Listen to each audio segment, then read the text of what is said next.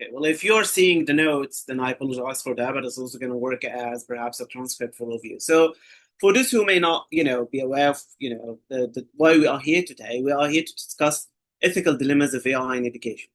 Ethics of education or ethics of AI has been a topic that, for a large, portion of time, have been confined in the realm of education, particularly in higher education. But because of the recent advancement of AI and its use in education, that has become a current theme, even though that kind of like, the discussion was started very long time ago. But before I jump into it, I just wanted to give you a quick presentation about myself and how I intend to run this session today. So, a quick introduction. My background is in higher education policy. My PhD thesis explored international academic mobility, focusing on the experiences of Egyptian women pursuing postgraduate studies in the UK. And one of the themes that emerged actually was how online and hybrid form of learning can offer an alternative for some of the participants, particularly married women who had family and caring responsibility, or whose spouses opposed their, traveling abroad to go and pursue a doctoral education in the UK, to pursue their education and to continue their postgraduate education. Uh, Again, this was back in 2018 when I did my first work, my first field work and collecting data. And at the time, online and hybrid learning were still kind of a niche, especially in higher education. Indeed, universities were increasingly incorporating digital technology in their teaching and learning, but they were not at the pace that we are seeing today. There was also strong resistance about the validity and viability of digital technology to replace in-person teaching and learning. And universities in general and education institutions are usually kind of a slow adopters of digital technology. They have resistance, which we kind of like value because it's kind of like, that criticality that we need to constantly think about the new technology, not just to ride on the wave and trends of every new digital technology that we come into. However, um, um, you know, um, COVID came, and when COVID came, was kind of like I would say an arm twisting exercise that forced educational institutions to rethink the value of digital technology, in particular online and hybrid learning.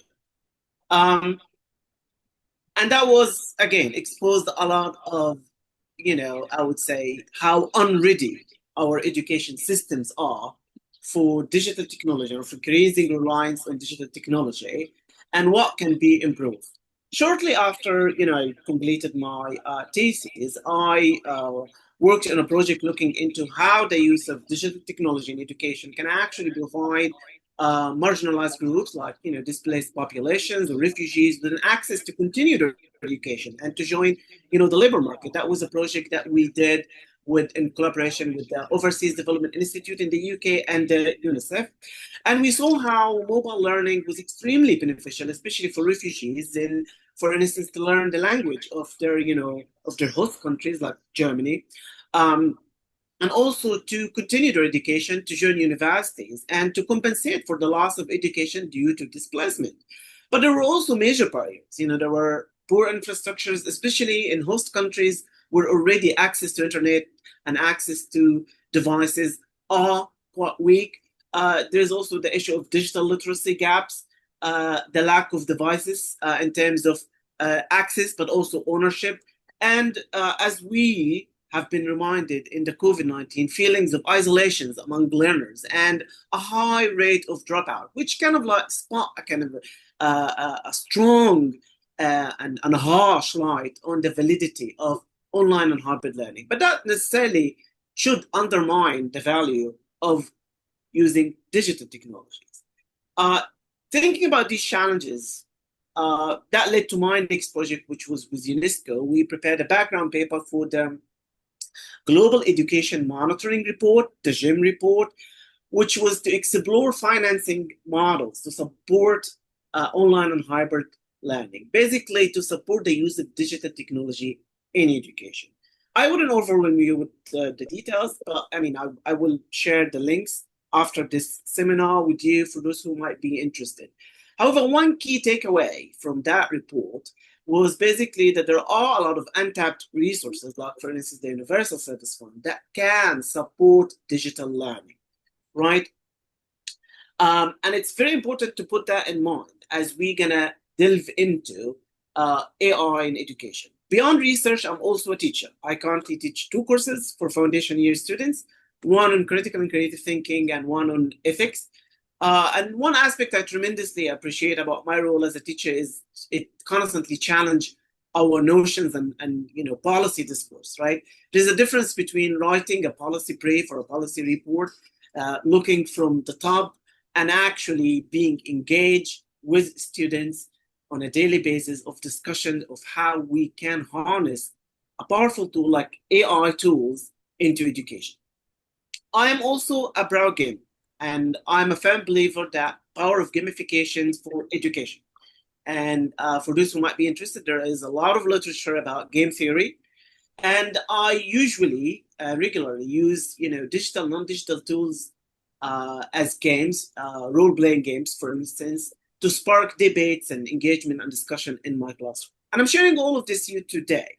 And I'm beginning with this to give you just a brief intro of who I am, but also how I embarked into that journey of thinking about the ethical and responsible use of AI in education. Let's just begin this with kind of a refresher of ethical principles, right? And I'm sure that all of you have had, all of them or some of them already. And these ethical principles that usually guide and govern our relationships, right? Our structures, our systems for a fair and just society. And I want you to remember these core principles because these are the ones that we usually use to evaluate the value of digital technology tools, including AI tools. So the first thing will be a respect for autonomy, that we all, as citizens, as humans, should have the right to choose, without any pressure, without any coercion, without any extortion, without any external factor that make us make a particular choice, right? So we should all be autonomous individuals in terms of the decisions that we make. Beneficence, which is doing good, right? Concern about the well-being of a society. You're not just talking about your own benefits, but also the benefits of society. And an easy argument for, tech providers and AI providers that AI tools brings actually benefits and improve the well-being of our societies, which we will get into a second. Least harm, which is non-maleficence, is that goes to the discussion that especially coming from the private sectors that, well, they say, well, listen, yes, we can do good, but this is not our priority, right? Our priority could be profit maximization. So the resistance or the counter discourse is basically that at least, do not do harm. And a clear example of that is the use of social media, right? And there has been a lot of debate about how social media can be harmful to children and to young adults, even, older adults, and there has been, a lot of cases, and I'm sure you're all aware of them. And the argument or I would say the compromise that we have reached with some of the social media, tech companies or tech giants, if I may add, is that at least, do not do harm, right? At least set safeguards that will protect users, right? Veracity, okay? The right to privacy and confidentiality. And this is where it gets tricky, and I'm sure we all remember the Cambridge Analytica scandals and all the other privacy issues. And it has been recently an improvement, of how our data are being used and are being shared.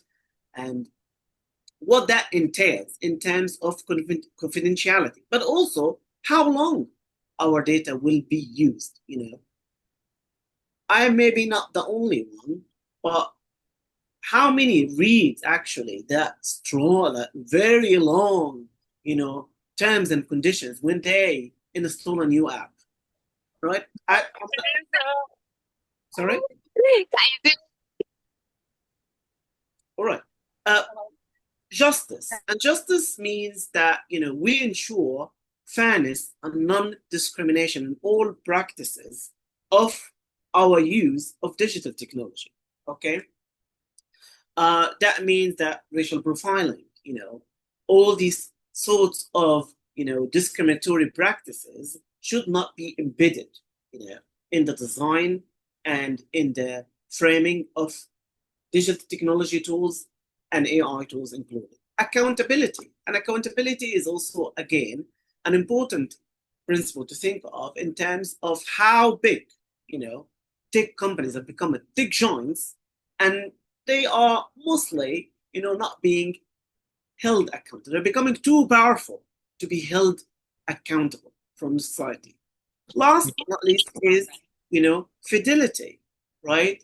The delivery of care, okay?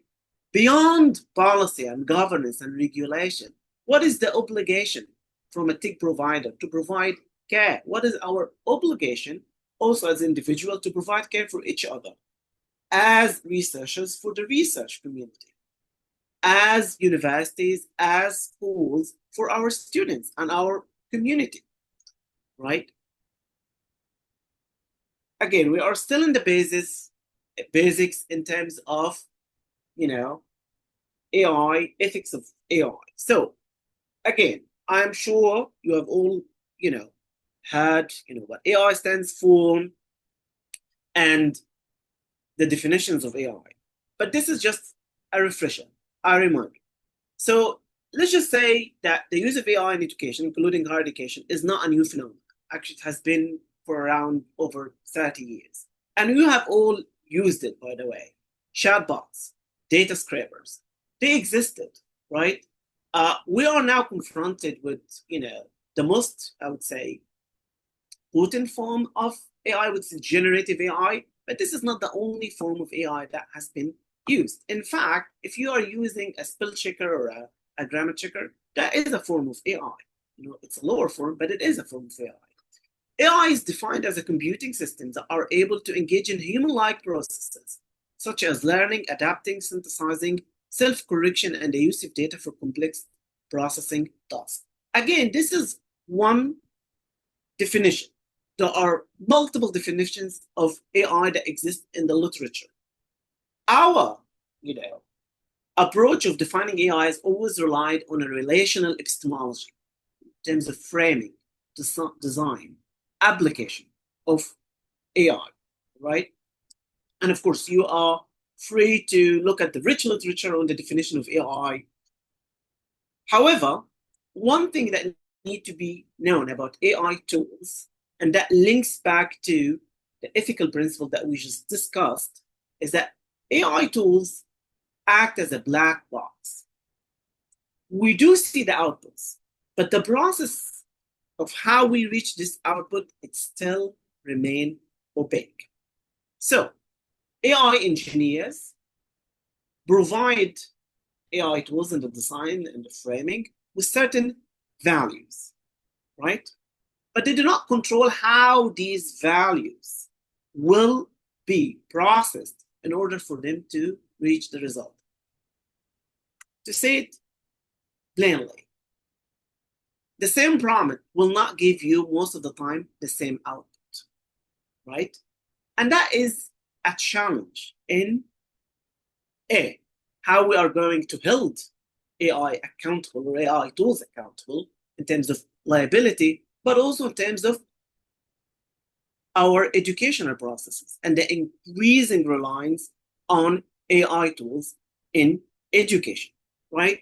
But it also suggests that our understanding of AI has not reached a level of maturity yet. That is to say, there is, we should jump right into, as we say, increasingly, especially in education, that institutions are jumping head on in adopting AI. So I will begin with the good news, right? So AI companies, of course, tech providers and also scholars are increasingly providing evidence, albeit limited evidence, by the way, but still it's an evidence of the benefits of AI integration in education, right? It can foster problem-based learning. You can tailor case studies for your students. It can offer personalized and adaptive learning. Again, an issue that we have seen in online and hybrid learning, that students feel that the lack of participatory pedagogy, that it is a one-way pedagogy. And I'm aware that even me giving this presentation may feel like a one-way, but we are about to change that in a few minutes.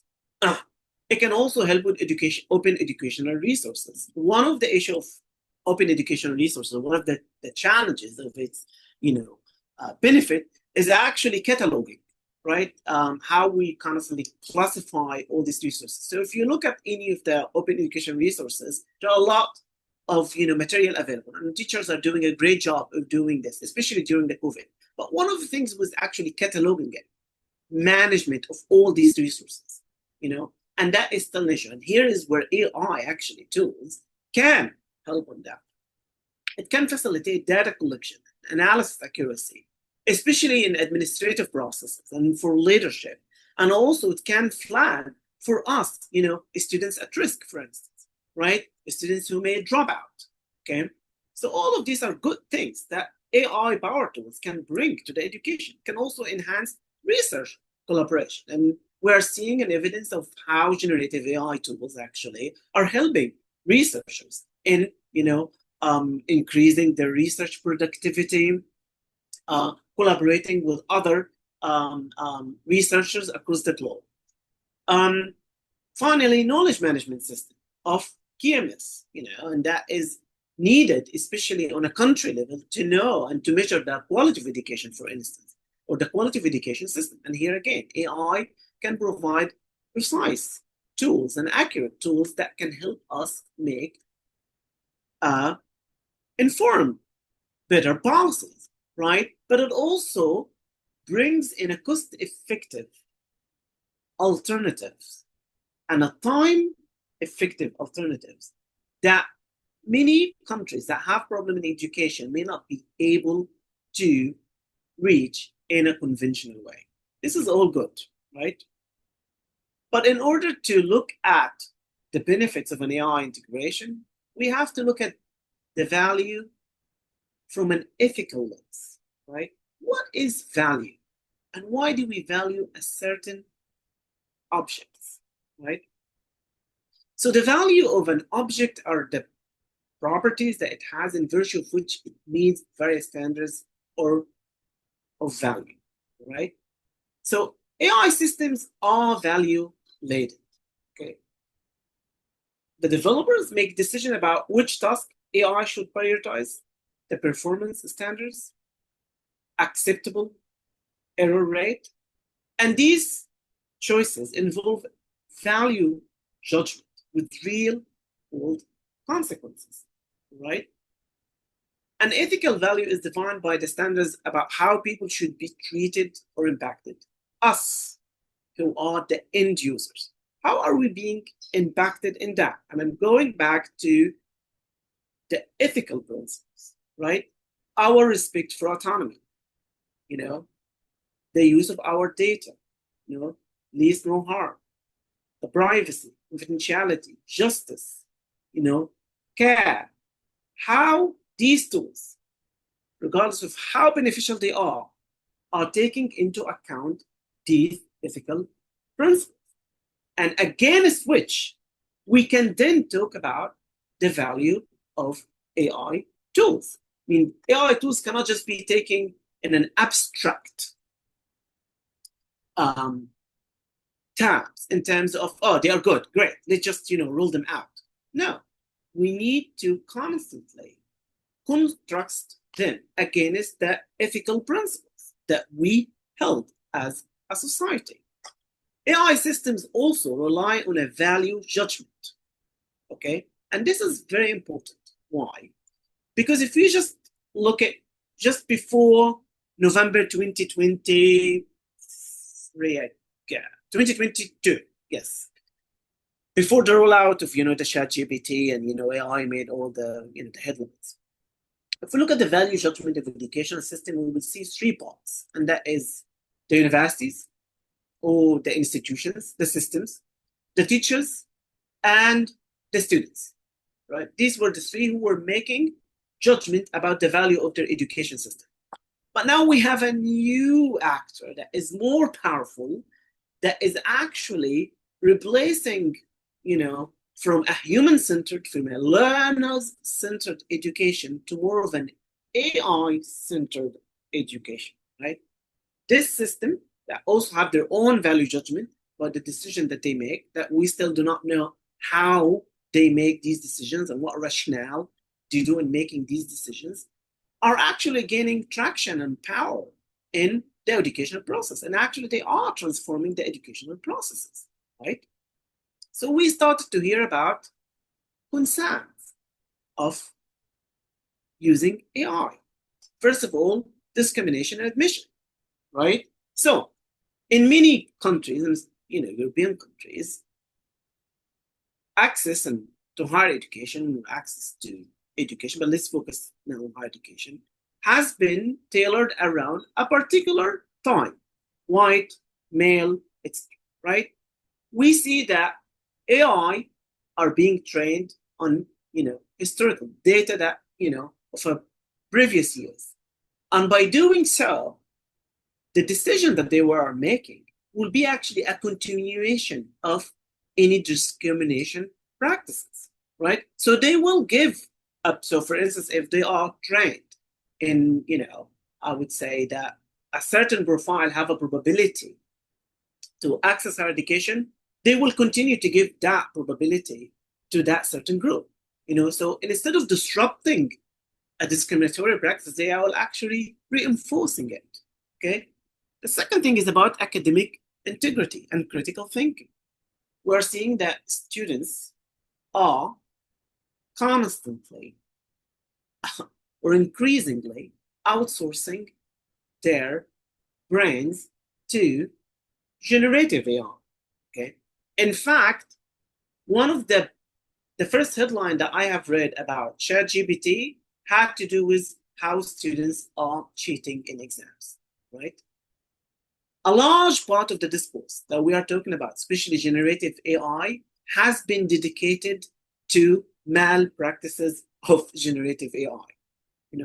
We looked at how we kind of like destabilize, the whole academic process, integrity, critical thinking, right? How students are becoming lazy, right? How, they have, they are losing their abilities and the skills, to think critically, to assess, to evaluate sources of information. A spread of misinformation, disinformation, and that again has to do with hallucinations, right? Fabrication, something that many tech providers continually deny or admit, but not at the same degree. And that can be a fatal, to all our epistemological systems, right? We already, before AI, we're already not able to grasp, or to counter the spread of misinformation and disinformation using social media. But now that has become even more difficult than before. Qualifications, right? I personally don't want my doctor or teachers or lawyers to be GPT trained. Now, someone would say it is important that we have students equipped with the skills to use AI. I absolutely agree.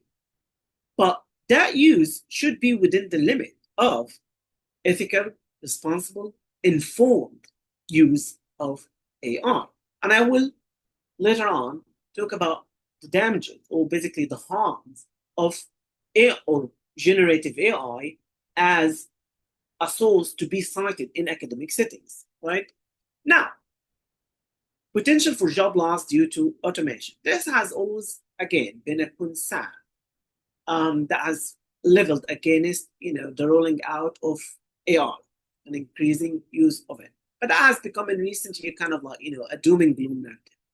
I personally do not believe that generative AI, at least for now or in the next 5 years, will replace humans. And I will prove that today with the ethical dilemma that I'm going to present to you.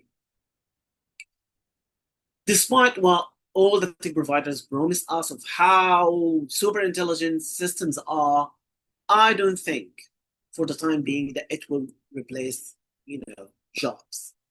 It may change the way we, receive work and employability, but it will not lead to that massive layouts as we see in some of the headlines, okay?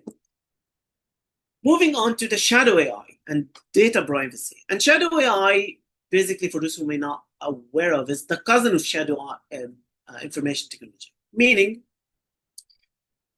we are seeing, every single day, there are tens and tens of AI tools that is thrown at us. All of them are, promising us faster, more accurate, better results, etc., etc. Okay, but we do not know the operation of these tools, but also the authenticity of these tools, right? So a student may share, certain information, that may jeopardize their well-being without knowing.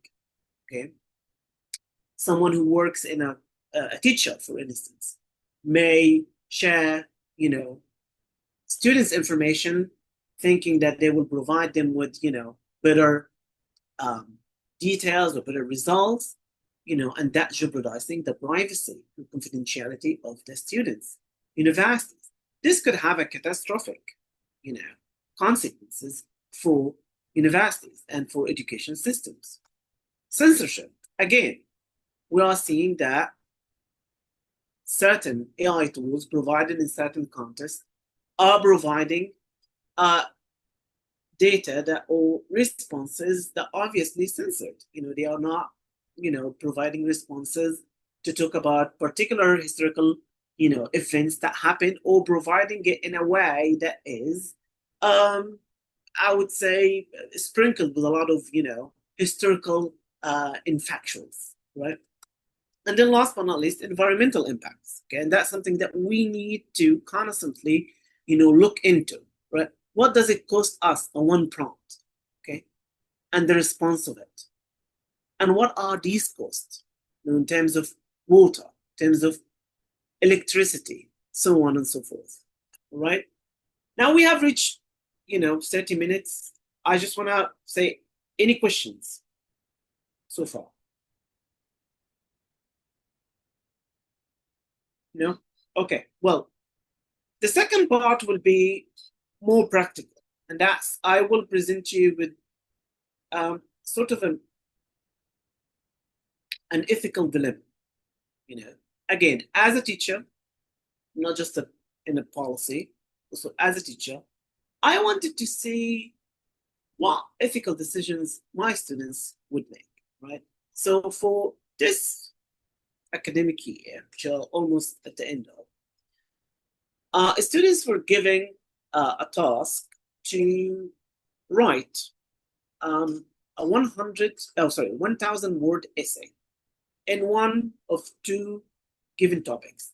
One of the topics was about actually the use of AI, and one was about social media, right? We were aware at the beginning of the year of all the AI related risk that I have explained, how students would use AI in terms of writing this assignment. There are different views and approaches that we discussed. Some say, well, the university has a clear policy of it, and students should revert to it in terms of any doubt of using AI, generative AI. Sorry. Others say, well, okay, well, yes, there are policy, but the students will use it anyway. Anyway, what I'm doing is pen and paper. We're going back to students writing the assignment pen and paper. We give them 3 hours to write the 1,000 word, and that's it. Okay. The last part, which I personally, follow that, is that I wanted to provide students with all the resources and all the support to write that assessment and see what decisions they would make. Okay.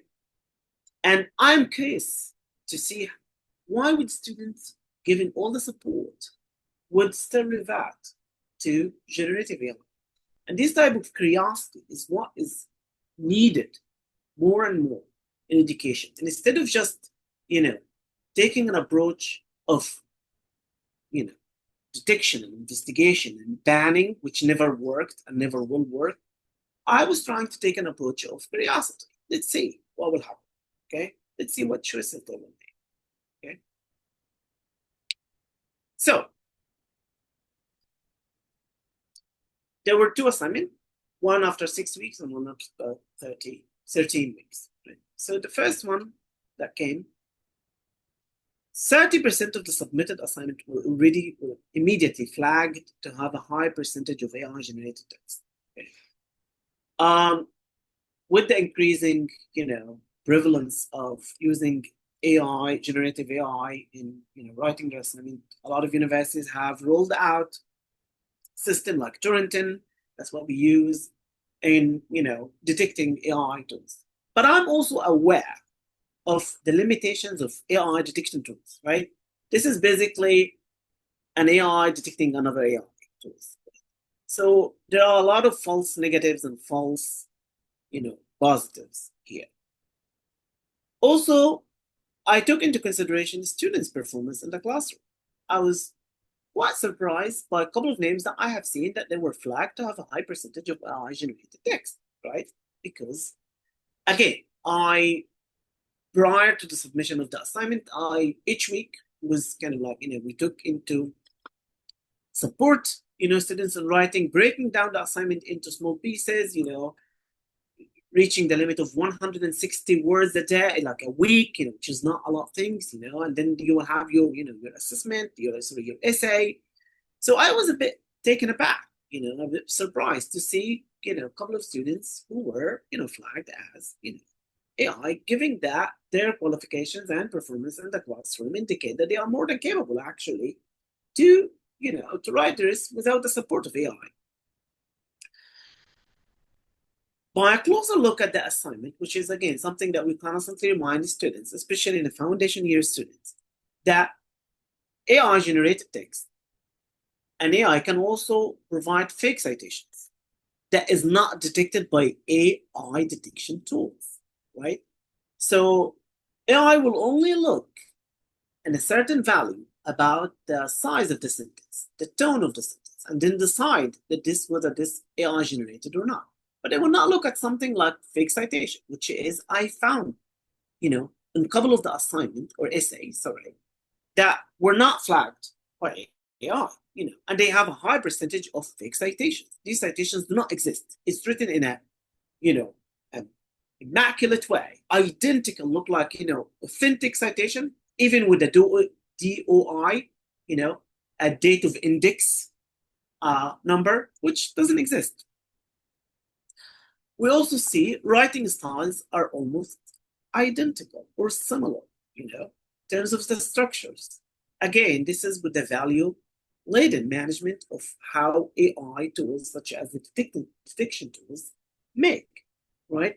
They were not able to decide, how, for instance, not just one assignment, but a couple of assignments have mostly identical writing tools. Now, I want to talk about academic writing briefly, because I'm aware that most of our approach in academic writing is to make students sound the same, which I disagree with. Okay? I don't think that was the objective of academic writing. Academic writing is to instill in students certain practices, but to maintain their voices. Unfortunately, if you are using an AI-generated text, you most likely will lose your voice, right? Again, that is not getting detected by AI tools, okay? The use of graduate language and highly sophisticated terminology. I think of generative AI tools like a blender. You kind of blend all the internet together with reliable sources, unreliable sources, all of them together, and then provide an answer, right? And they mix with a lot of terminology that, it's what surprising. See, I know I'm a good teacher, and I know that from the evaluation I receive from the peer reviews that I'm doing a decent job. But I know also I'm not that good, to transfer a student to transform a student and foundation level students who's writing in non-native language, which is English, from, I would say, a beginner level to just, a graduate level. We have passed a lot of, levels of education all of the sudden. You see, again, these are one of the things that is not detected by AI tools, right? The last thing, which is quite interesting, right? That students are sprinkling mistakes and typos to bypass the detection tools, right? So just as there are, AI generated tools, there are also AI detection tools available online and for free, right? And that students can look at them and say, whether it's going to be flagged or not. And then they kind of just like, sprinkle some mistakes. And then, yes, okay, well, it will bypass detection tools, right? This is one of the, kind of headlines that kind of show that this is not just in my classroom, but actually it's become a global phenomenon, right? That students are sprinkling typos, that teachers are turning into detectives, of how we can tell and how we can detect. We have forgot the content of what students should be producing, and we now become more whether that AI generated or not, right? And of course, there's a lot of crazy suggestions how, if the students are cheating, then we should make the exams or the test, harder, etc. But again, my approach is a human-centered approach. Okay, I wanted to have an open and honest conversation with my students in a safe environment to see what were the motivations, the rationale behind them making that decision, and whether they think of it as an ethical decision or not. But I'm also aware that this type of conversation, in order to reach it, we have to ease into the topic, because increasingly students get defensive about their work. You don't tell me this is I generated, this is my work. And I didn't want to be into that where I am in that, the judge and the jury. You see, I wanted students not to feel that they were, accused of committing any, say, offense, but rather to understand. We are here about prevention, not just detection. Okay. So I ran kind of a small survey, and that survey was anonymous. I used Mentimeter where students provide, an answer. And I began with trying to understand whether students did understand the objective of the assessment. Why are they writing this essay, right? And why did they need to get, the support of generative AI? So a student wrote, yes, it will help me identify strengths and weaknesses. It will help me out, in my education trajectory. It will identify potential areas for, improvement, evaluation to learn specific skills of the assignment that is not, intended to give and improve from the mistakes I make, which is great, right? So they understand the objective of our, assessment of feedback and the value of feedback, which is an important point on why we do assessment to begin with, right? Thinking more the second question, which is, again, they weren't up now. We're going to go to the second. Right? I asked Blaine, and again, these answers were anonymous. Right? Did you use generative AI for your last research project? If so, how? Okay. Again, I opened up for not just my course, but for general courses. So I didn't want students to feel threatened in a way or afraid that they will do anything, right? So now, as you may remember earlier on, there were only 30% of the assessment flagged. But now we are seeing it more than that. It's almost, 90% have used generative AI for their, research project. Again, I put it, kind of like open. So I don't want them to feel defensive. And of course, there are students providing all of them a lot of, answers of why to use it, a student use it for, to find resources, with, information and ideas, to search about, peer review articles, which was part of the assignment, is to, to cite, critical, to cite credible sources, for instance, not just, for instance, blogs, etc. And then I moved on of, how students actually were finding information for the essay that they have wrote. And here, the results, I personally found it to be quite surprising that generative AI has become the number one source for students to find credible sources. Here's a pause, and a strong pause for our, discussion about, the future of education. Because generative AI, in my opinion, is the least source to find credible sources. See?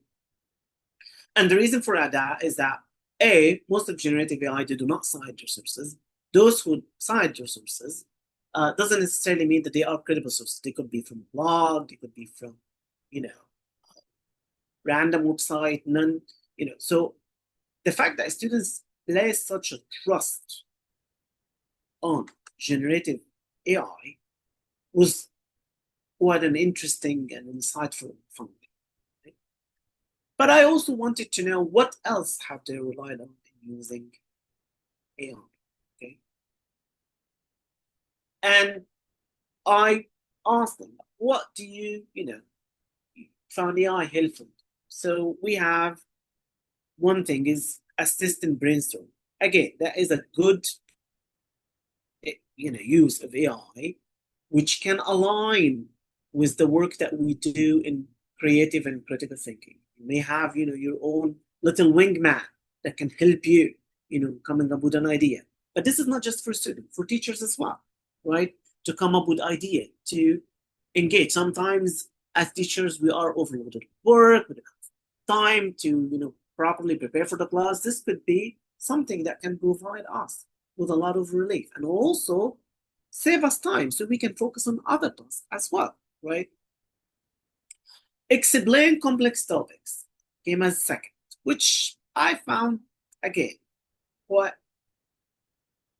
problematic, meaning generative AI as an education tool is highly problematic because they combine everything that is written in one topic and present it to students, right? But they are also designed to please us, appease us. So they will not provide any critical insight to a certain theory, right? If you wanted to have a confirmation bias and you wanted to confirm it, yes, you can use that because ChatGPT will do a great job in providing everything that's supposed to you, right?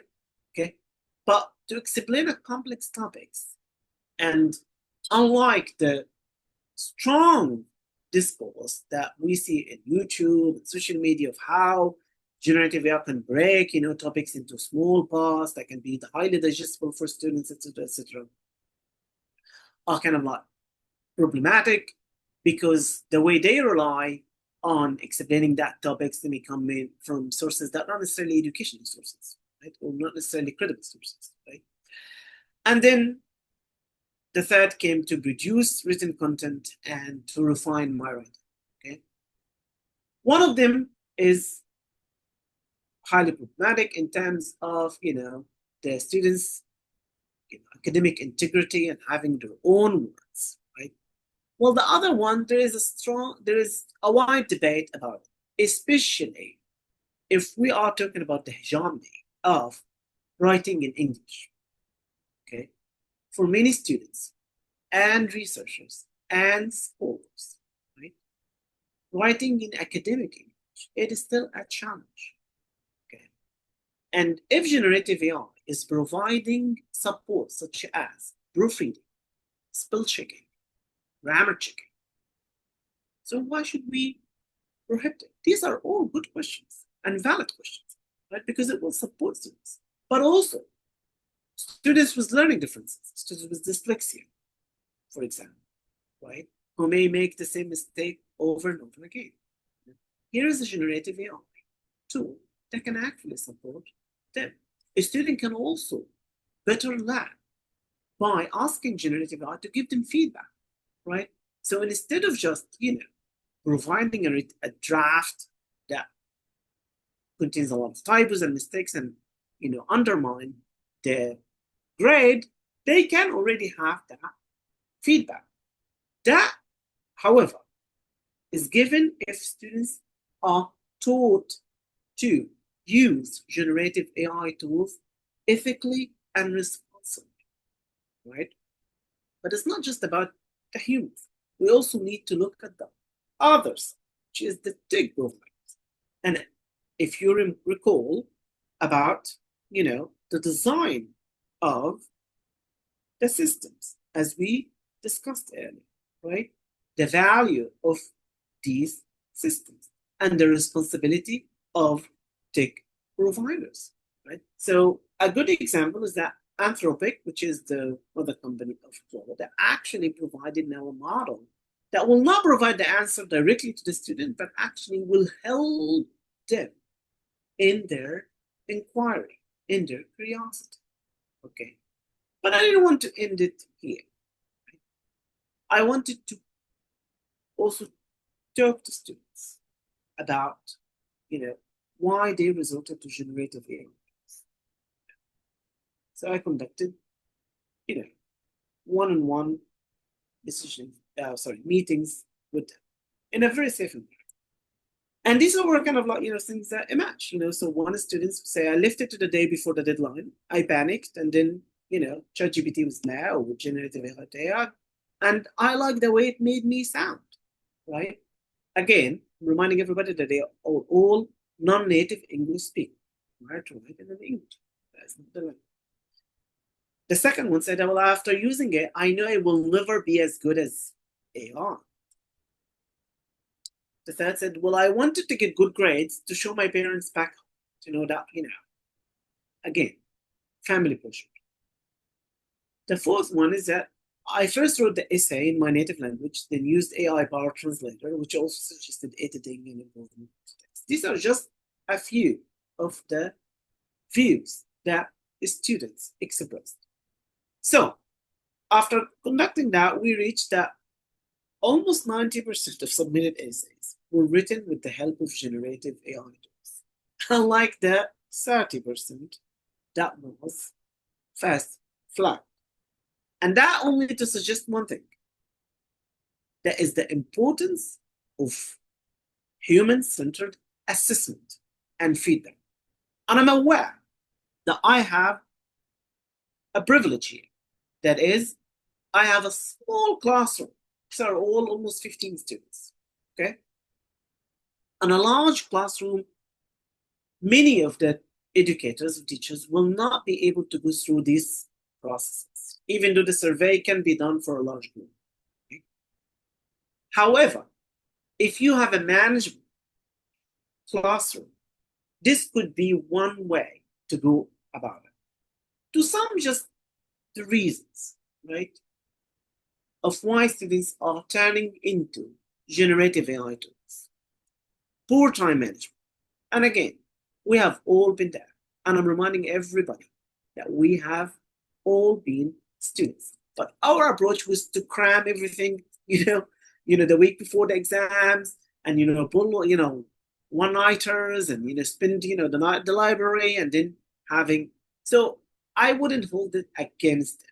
In fact, that can give us, again, an area where we should explore how time management skills should be incorporated in our teaching and learning. Right? The second thing is the challenges of writing in English. I could not stress that enough, right?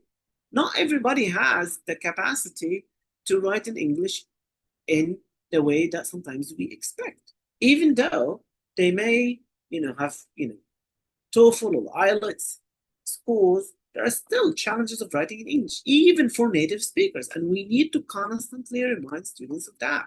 Writing in general is difficult. It is not an easy thing to do, native or non-native speakers, right? However, for non-native speakers, we can even have another layer. The second thing is the unattainability of academic writing. And here is where generative AI tools offer that myth of academic writing. You want to sound academic? Just press a button, right? And instead of just reading, tens and tens of books that are written in academic writing, I will give you what would sound like an academic writing. That is a spoof, because what does it mean? Sound like an academic. What does it mean? What definition would that be? Just structured in a way to sound like an academic. But so again, people think, or students are afraid of, academic writing. And then here you are, an easy solution that can just with a press of button, you sound academic. So our job as teachers actually to break that fear, of academic writing. See, it should be simple. Writing English should be simple, should be understandable. It should be jargon-free.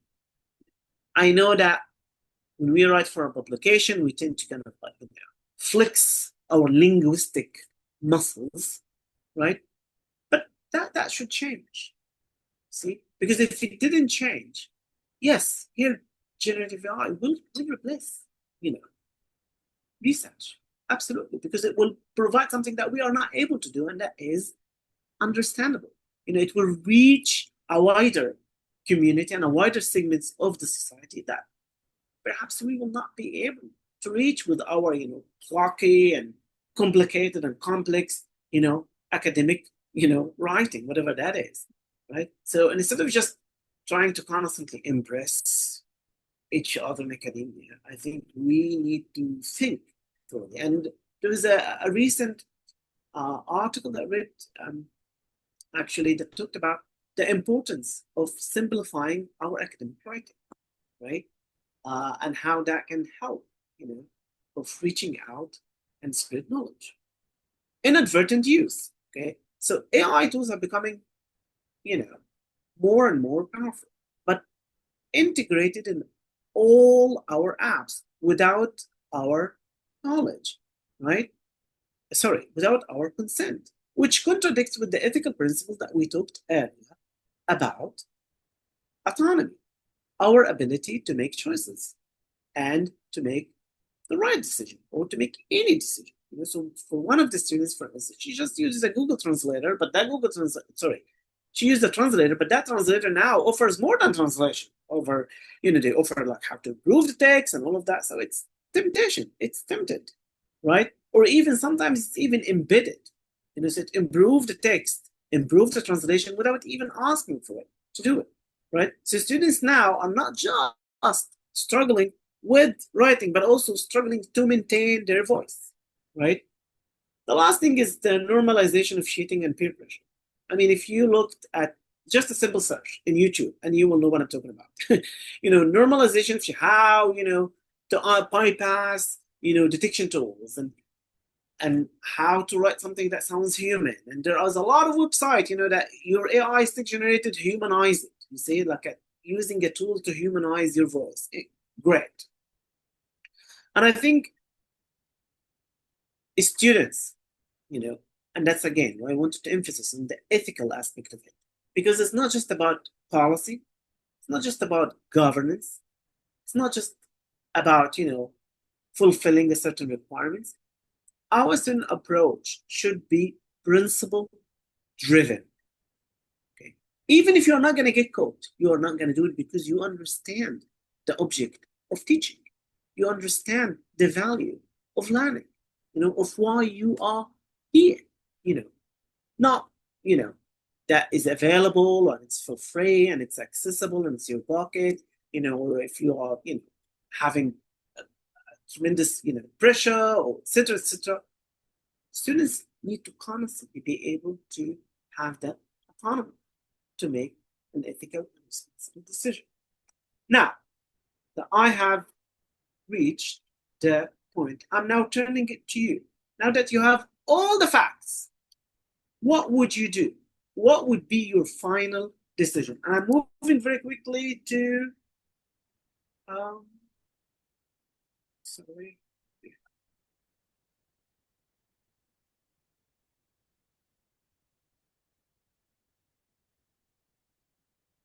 Can you see it? I can see slide with now that you have all the facts. This Oh, okay. slide only. Okay. Well, I'm trying to share. Let me see.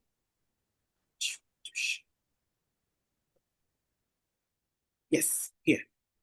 Share.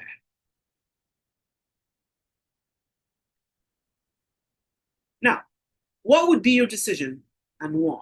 And I will, give you, say, 5 minutes for all of you. You can just scan this barcode or join, and then, we can continue the conversation.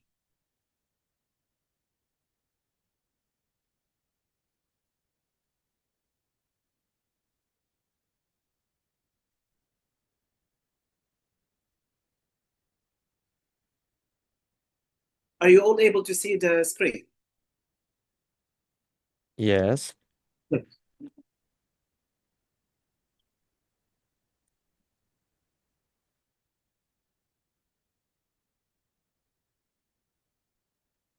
Yasser, did you see the question from Omatok? Just could you please send the link, because not everyone is. Yes, okay. All right, okay. So let me see where's the chat, the link. Yeah, yes. Chat. And yes, sir, maybe also you could not explain it and detailed this question, what would be your decision? Yeah, so basically I presented to you all the facts about the ethical dilemma, right? Mm-hmm. What since you all the feedback. What would be your decision if you were in my place as a teacher? What would you do? Would you fail the students? Would you pass? Would you fail somehow? Would you deduct? And why?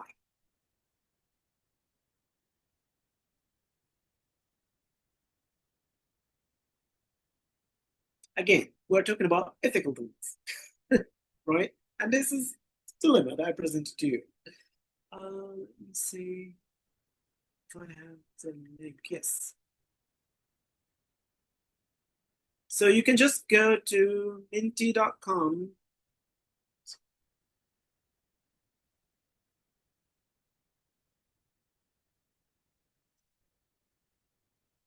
Okay.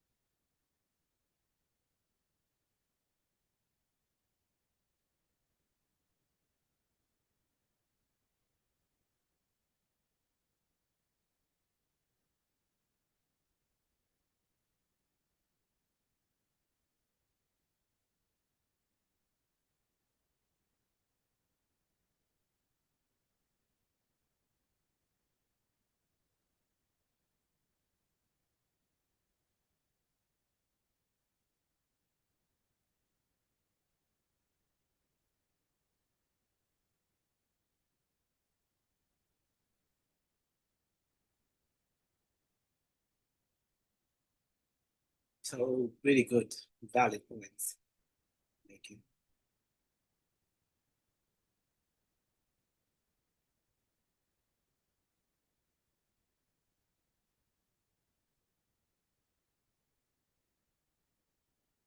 All right. So because I'm aware of the time limitation, I think that pretty much confirms, the sound and validity of my approach. And yeah, I think I see a lot of, that you would talk to them in person, that you will give them a free space, that you will try to explain every new ethical challenge that come with, increasingly use of generative AI tools, that you use it with them actually and discuss with them on how to develop critical thinking. That's really good point. Um, how, what are the sources of information? I absolutely agree that, every information AI was actually, yes, it's created by human beings. So I will encourage him using other people's work wisely. Yes. And what we did, of how to choose sources. And they were actually kind of like, during the past, they were very receptive to that.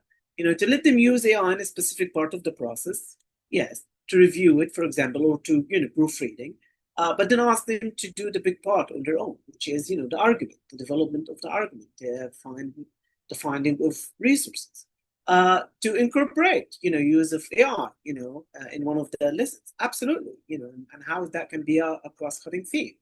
Um, Again, a discussion, a focus on a human-centered approach to assessment, which will be the key to constantly think and rethink about the use of AI or ethical responsible AI in education. Other is not. Yes, yes, absolutely. I mean, using or outsourcing your assessment, I absolutely agree. It's nothing new. Yes, I mean, prior to AI, we have heard about the use of people who are Ivy League, graduates actually using or hiring freelancers from other countries to write their assessment and paying for it. But the challenge now is that before is the accessibility. You don't have now to go and find and go to the dark web and find someone. No, now you can have it on your phone. And for some you cannot even control whether you have it or not because it's already embedded in the software that you use, like Word documents, Google, all of them have now AI incorporated in them, and whether you like it or not, they are keep suggesting, ways to improve your writing and to improve your things, which could be tempting, if students are not, careful. So, yeah, I agree. Generative AI has made the situation change rapidly. Brilliant. All these are brilliant. I thank you very much for all this input. Now, just to quickly move back to the presentation. Just finalize as to why we need to continue talking about just to review.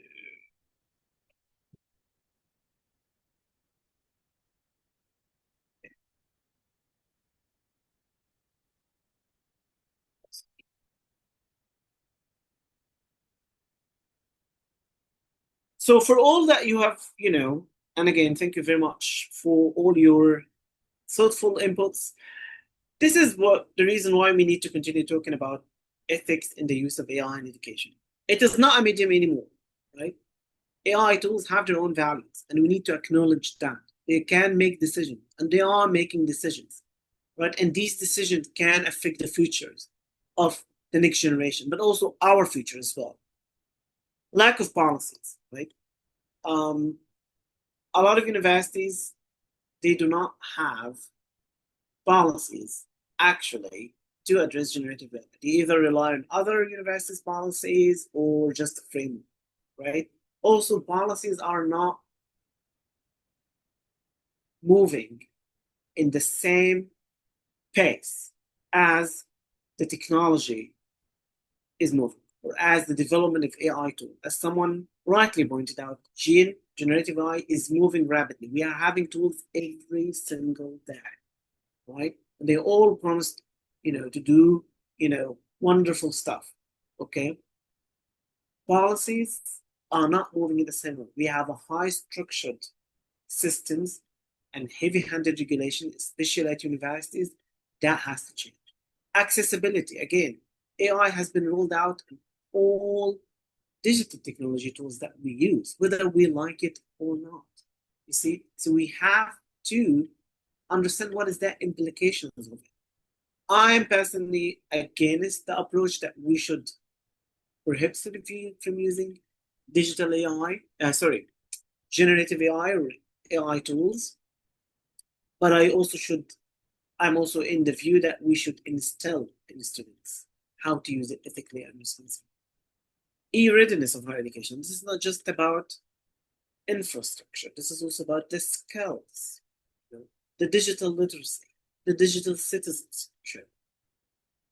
Outdated assessment and evaluation tools. Yes, we need to first instill students whether they understand the objective of the assignment tool, the assessment tool, and why is that important to them, right?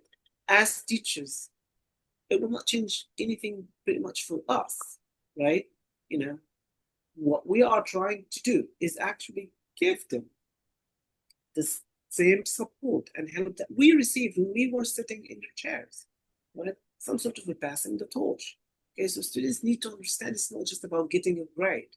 Okay, indeed, there has been a lot of changes in the role of education, and especially higher education, that is geared towards employability and how a job, like a degree, will get you a job. Instead of focusing on creative and critical thinking, which we need to bring it to this, and this is the time to do it, right? We need to constantly remind ourselves that we do not know how AI works.